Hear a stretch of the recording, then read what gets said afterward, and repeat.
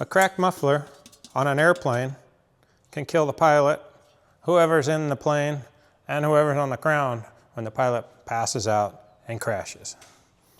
Pretty morbid thought, I agree, but that's the reality of it. It's pretty dangerous.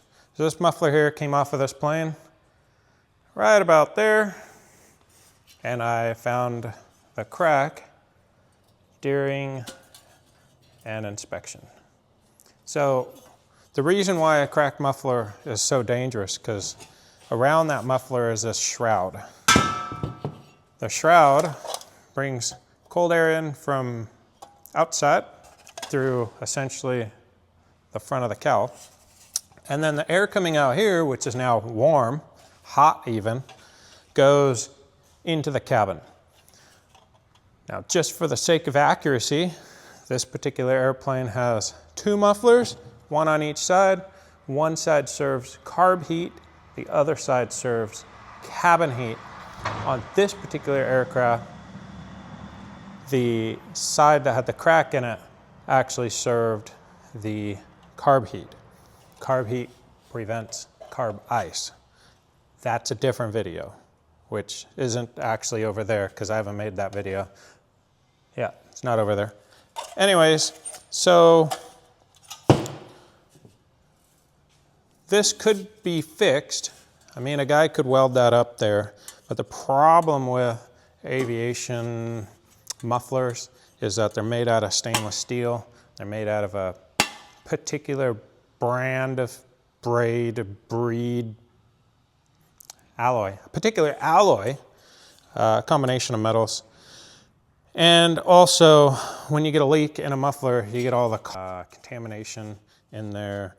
And so then you also have the heat treating part of it. So when you weld a muffler on an aircraft, which there are shops that do that, and that's all they do, and they're probably much better at it than, say, your podunk shade tree mechanic that is just welding as a kind of a side gig. So usually what happens if you try to re-weld a muffler or a pipe is it just re-cracks right there again. So in this case, I have a brand new papered one that I am now going to install on this plane. So just to kind of recap that, when the air comes in from outside, it gets heated up. If it gets mixed in with exhaust gases and goes into that plane, into the cabin as heated air, because they don't have electric heaters, right? They don't have other kind of heaters. Let me correct that. Some airplanes do have different kind of heaters, diesel heaters, what do you call it?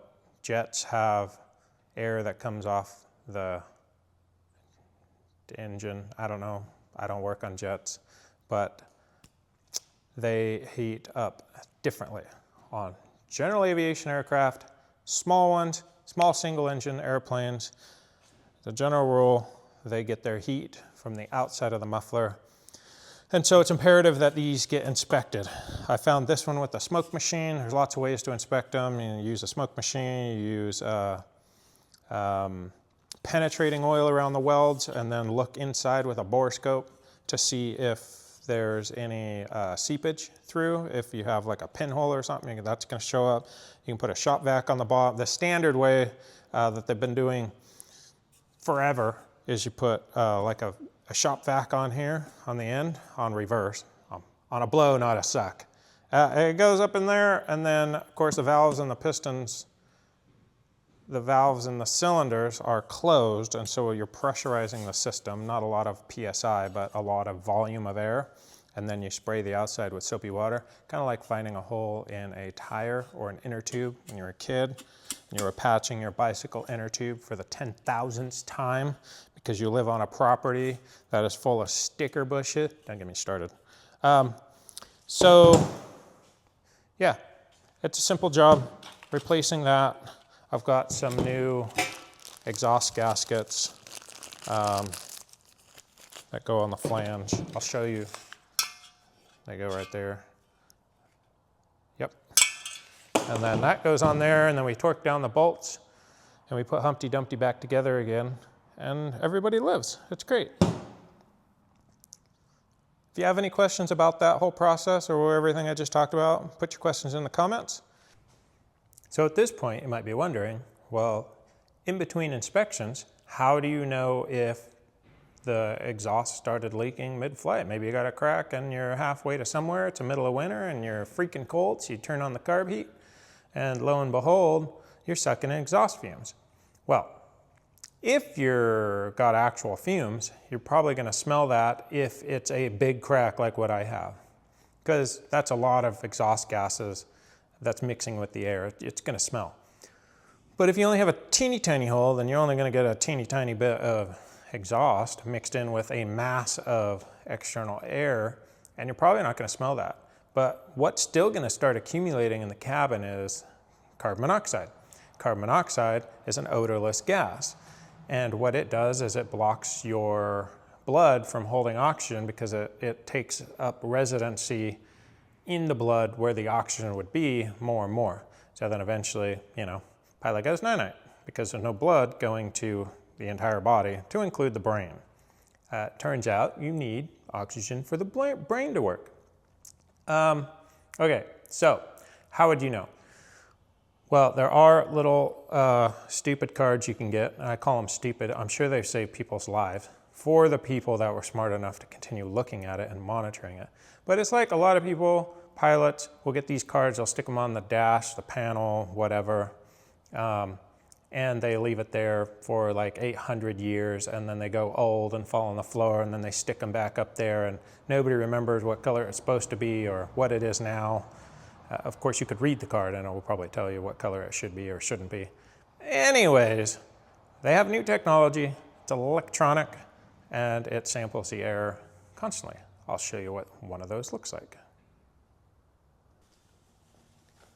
So we come over here to the inside and we get this little gadget here, which is Velcroed to the panel, and it is a Sensorcon Inspector carbon monoxide sensor. And if we look real close, okay, that ain't working. You'll see it's 0 right now. I can't focus because, well, there's a reflection. Parts per million. So what it does is it samples the air through the little sensor there, and it tells you how much carbon monoxide is in the cabin, which is just a random number.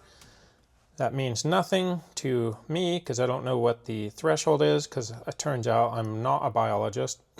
However, this little gadget knows, and if it hits that threshold, then these little red dots, well, they're not red now, they're little LEDs, but there's 4 of them. Those will start flashing and it will start screeching at you to tell you to get fresh air. So then when that happens, you reach over to your window and you open it up and you get fresh air. Then you come up here and you make sure this is open so you get more fresh air.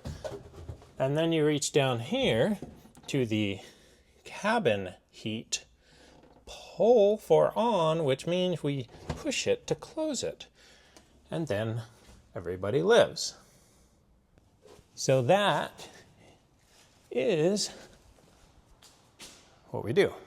So right now I'm going to get back to the plane. I'm going to install this handy dandy new exhaust muffler thing on the plane, and then we'll get back to airworthy.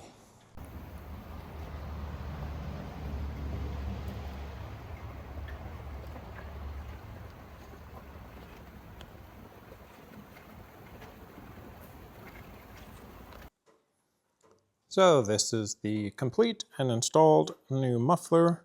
Got the shroud on it. See, we're missing 3 screws because I'm going to replace them with new ones and replace that one too because, well, they're old and rusty.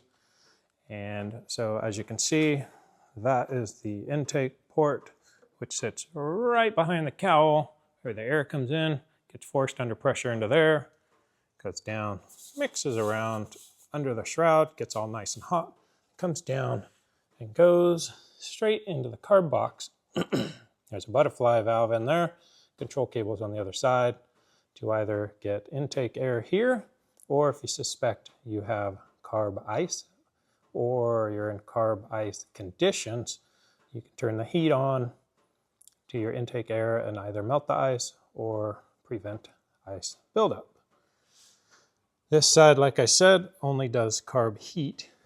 This is the output from the other side that goes into the cabin. There's another valve there for cabin heat. And so that goes into the cabin, gets you nice and hot. So anyways, there we go, all done. So what I'm gonna do now, we've got the airplane all put back together, all the inspection panels, the fairings and everything. Pretty basically the inspection is done and it's time to pull it out and run up the engine. So I'm gonna pull it out while I explain to you what is the next thing. So after, one of the things we did here was change the oil. And when you change the oil, you also change the oil filter, which means that it was empty of oil for a minute. Ordinarily, not a problem, and something that you really don't think about in a car or motorcycle, whatever you change the oil. Well, in an airplane, particularly these small Continentals, you want to check the oil pressure as soon as you start the aircraft. As soon as the engine's running, you want to be checking that oil pressure and make sure you have some within like 20 seconds of it starting. Because if you don't have oil pressure, then that means your bearings are running dry. And if you run the bearings dry, you're wrecking your engine. And this has actually happened before.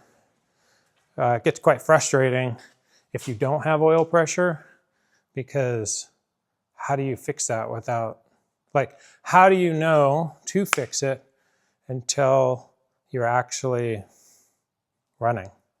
It's like you shut it down and diagnose and then, you know, prime the system. Then you got to start it again. So happens a little bit more often in tail dragger situations where the tail wheel is on the ground and there's no nose wheel, with the engine sitting at an angle. For whatever reason, somehow that can, well, I mean, there are reasons and I do know them, but trying to come up with stuff off the top of my head sometimes gets a little flustery.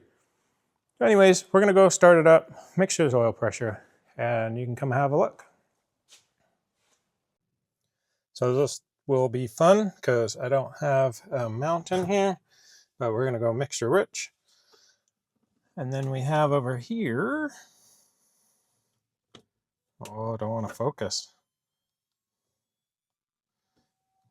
There we go, we got the primer, fuel primer. It's not priming very well. There we go.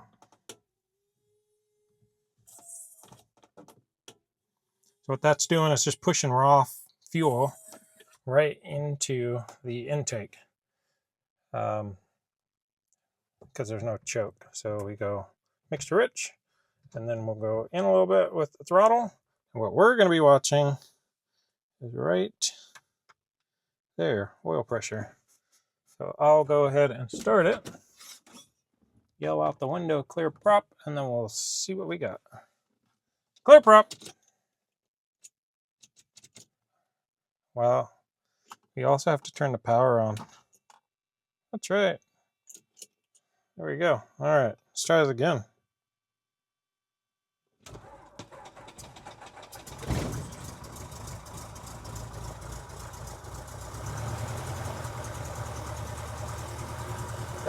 Two, 1,000, 3, 1,000. There we go.